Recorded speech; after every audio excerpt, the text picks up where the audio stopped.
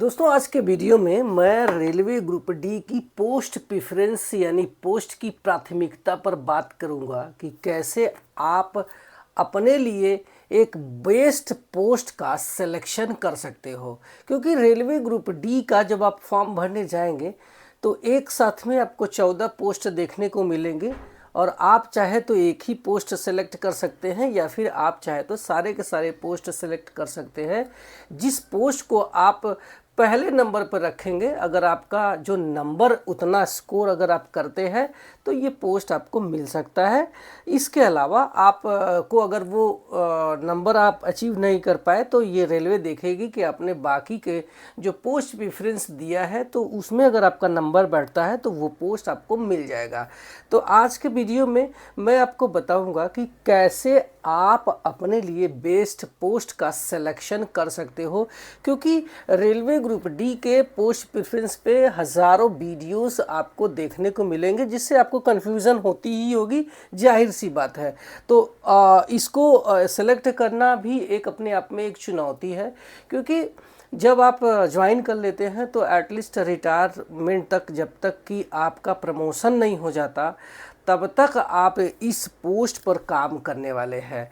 तो आपको पोस्ट का जो प्रेफरेंस है ये बहुत ही सावधानी से देने की ज़रूरत होती है। तो आपको बता दूं कि जब आप पोस्ट का प्रेफरेंस सेलेक्ट कर रहे हो तो दो तीन चीज़ें बहुत ही ध्यान देने की ज़रूरत होती है। तो पहला है कि आप जिस पोस्ट को सेलेक्ट कर रहे हो वो पोस्ट आपके जो मेडिकल क्राइटेरिया है उसको फुलफिल करने होने चाहिए। जैसे मान लो कि आपने पॉइंट्समैन बी को सेलेक्ट कर लिया पहले नंबर पर, बट आप चश्मा लगाते हैं लेकिन इसके मेडिकल स्टैंडर्ड में चश्मा वाले अलाउ नहीं है, तो पता चला आपका वहाँ पे सिलेक्शन ही नहीं हुआ। और रेलवे ने अपने क्या बोलते हैं नोटिफिकेशन में लिख दिया है कि अगर आप मेडिकल फुलफिल नहीं करते हो तो आपको अल्टरनेट पोस्ट नहीं दिया जाएगा। वो बात अलग है कि रेलवे आपको दूसरा पोस्ट दे देती है आपके जो है पोस्ट प्राथमिकता के आधार पर, क्योंकि आपने एग्ज़ाम पास किया हुआ है। बट आपका कोई अधिकार नहीं होगा कि नहीं मुझे ये पोस्ट चाहिए ही चाहिए क्योंकि आप चश्मा लगाते हैं। ठीक है, तो जब भी आप अपना पोस्ट सेलेक्ट करेंगे तो ये देखेंगे कि आपके मेडिकल के अनुसार ये पोस्ट होने चाहिए।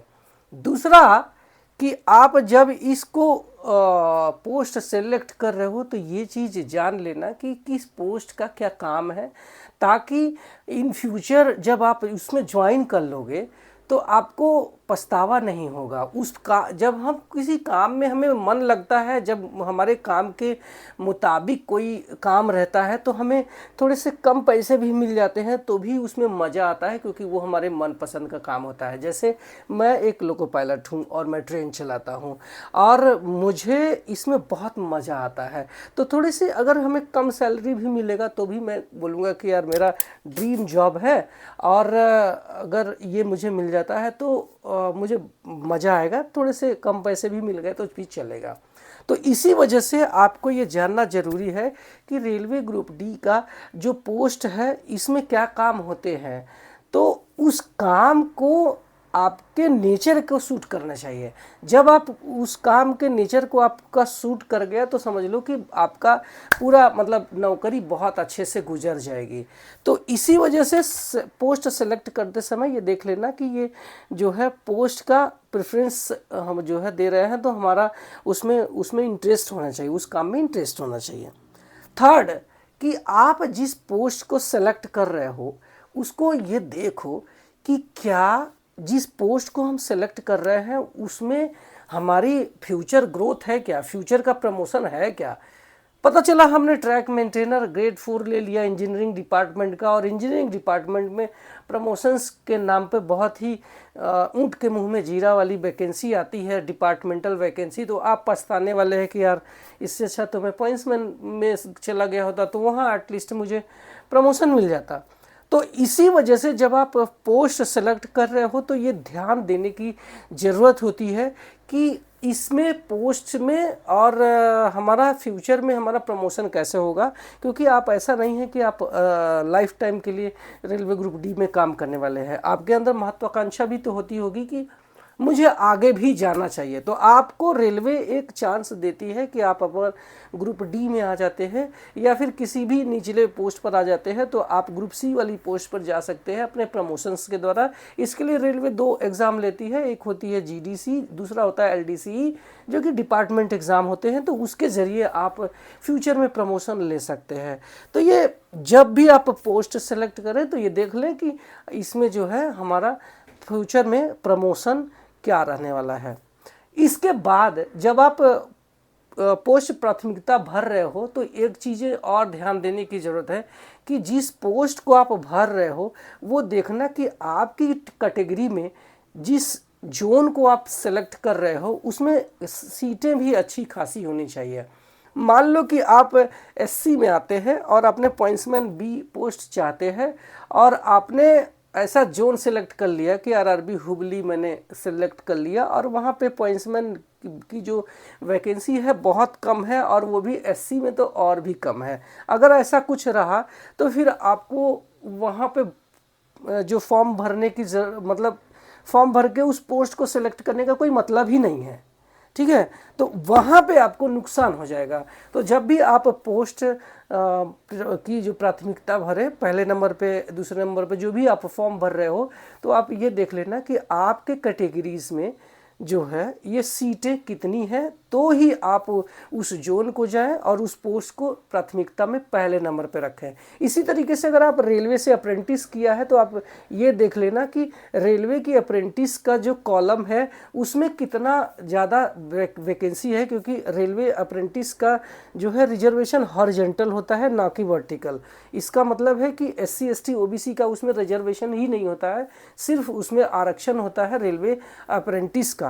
और पहले जब आप एग्ज़ाम देंगे तो अगर आपका UR यानी अनरिजर्व में बैठता है तो आप उसमें चले जाएंगे, और नहीं अगर UR में बैठता है तो फिर आपको रेलवे अप्रेंटिस वाली जो सीट है वो मिल जाएगी। तो ये आपको देखना बहुत ज़रूरी है कि हम जिस पोस्ट के लिए भर रहे हैं तो उसमें हमारी जो सीटें हैं वो कितनी हैं। ये कैसे पता चलेगा?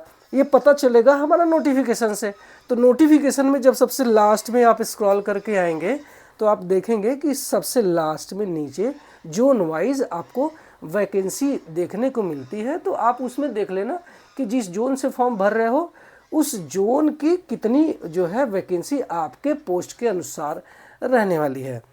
अब सबसे लास्ट में हम आपकी एक हेल्प कर देते हैं कि अगर आपको समझ में नहीं आ रहा है कि कौन सा पोस्ट पहले नंबर पर रखें और कौन सा पोस्ट 14वें नंबर पे रखें, तो अब मैं आपकी एक हेल्प करने वाला हूं कि कैसे आप अपने लिए बेस्ट पोस्ट का प्रेफरेंस का सिलेक्शन कर सकते हो।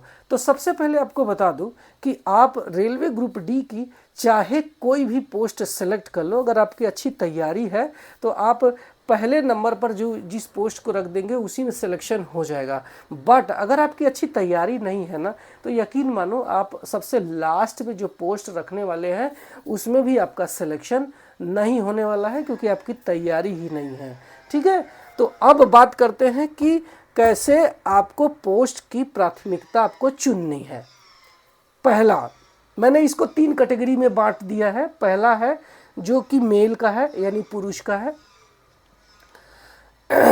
जो चश्मा नहीं लगाते हैं या फिर किसी भी तरह का विकलांग नहीं है, ठीक है, तो वो कैटेगरी है। और दूसरी कैटेगरी है फीमेल की, जो कि पूरी तरीके से फिट है, चश्मा भी नहीं लगाती हैं और ना ही कोई विकलांग है। थर्ड जो हमारी कैटेगरी है वो है विकलांग की, या फिर आप चश्मा लगाते हैं या फिर कोई भी आप फिजिकली डिसेबल कैंडिडेट हैं।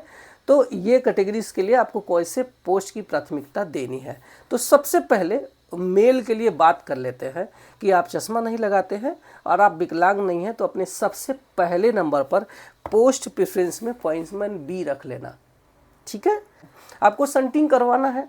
संटिंग करवाने के अलावा आपका कॉशन ऑर्डर वगैरह देना है लोको पायलट गार्ड को। इसके अलावा गाड़ी को सिक्योर करना है और आपको कभी कभी गेट पर भी ड्यूटी लगाई जाती है, ठीक है। इस पोस्ट का जो है एक ख़ास बात ये है कि इसको मैं पहले नंबर पे हमेशा इसलिए रखता हूँ क्योंकि इसकी पोस्ट का जो प्रमोशन है ना वो बहुत फास्ट है। इसमें आप 2 एग्ज़ाम के ज़रिए बहुत जल्दी प्रमोशन पा सकते हैं।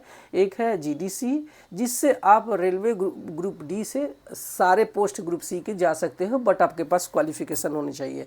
लेकिन अगर आपके पास क्वालिफ़िकेशन भी नहीं है तो इन फ्यूचर आप ट्रेन मैनेजर या फिर स्टेशन मास्टर भी बन सकते हैं इस पोस्ट से, या फिर आप टीटीई भी बन सकते हैं, उसको बोलते हैं लिमिटेड डिपार्टमेंट कॉम्पिटिटिव एग्जामिनेशन से।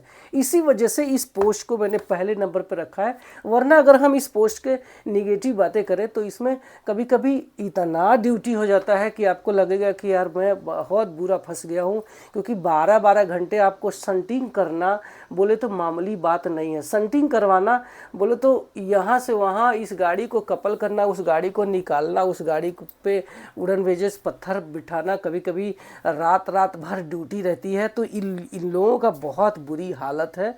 लेकिन मैं इस पोस्ट को पहले नंबर पर इसीलिए रख दिया हूँ क्योंकि आपको इसमें प्रमोशन बहुत फास्ट है। अब आप बीच में चाहे जितने भी पोस्ट रख लो, कोई फर्क नहीं पड़ता है, सारे के सारे पोस्ट लगभग ठीक है।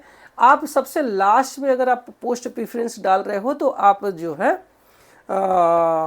ट्रैक मेंटेनर गेट 4 रख लेना 14वें पोस्ट पर, बाकी बीच में आप कुछ भी रख सकते हैं। अब दूसरी कैटेगरीज की बात कर लेते हैं। दूसरी कैटेगरीज है हमारा फीमेल का। तो अगर आप महिला हैं तो आपको चाहिए कि आपको भी ऐसे पोस्ट की ज़रूरत है जहाँ पे आपका काम भी हो जाए और इसके बाद फ्यूचर भी आपका सिलेक्शन हो जाए प्रमोशंस का। तो आप भी चाहे तो इस पे पहले नंबर पर पॉइंट्समैन बी सिलेक्ट कर सकती हैं। अगर आपको पॉइंट्समैन बी सिलेक्शन नहीं चाहिए तो आप एसएनटी डिपार्टमेंट की भी पोस्ट ले सकती हैं पहले नंबर पे। तो इसी वजह से मैंने इसको पॉइंट्समैन बी को महिलाओं के लिए भी रखा है पहले नंबर पर, क्योंकि इसमें प्रमोशंस के जो चांसेस है बहुत फास्ट है।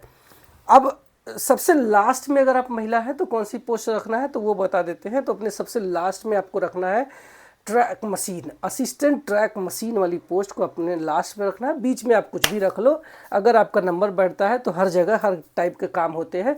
सबसे लास्ट में आप असिस्टेंट ट्रैक मशीन रख लेना।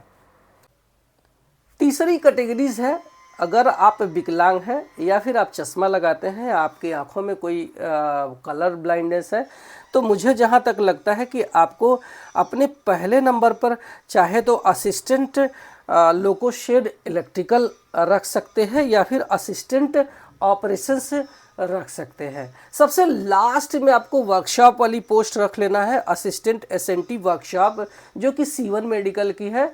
तो आप जो है अगर मान लीजिए कि पहले नंबर की जो पोस्ट नहीं मिली तो आप लास्ट में आपको असिस्टेंट एसएनटी वर्कशॉप वाली पोस्ट मिल सकती है। तो उम्मीद करते हैं कि ये वीडियोस आपके लिए पोस्ट प्रेफरेंस में बहुत ही मतलब हेल्पफुल रहने वाला है।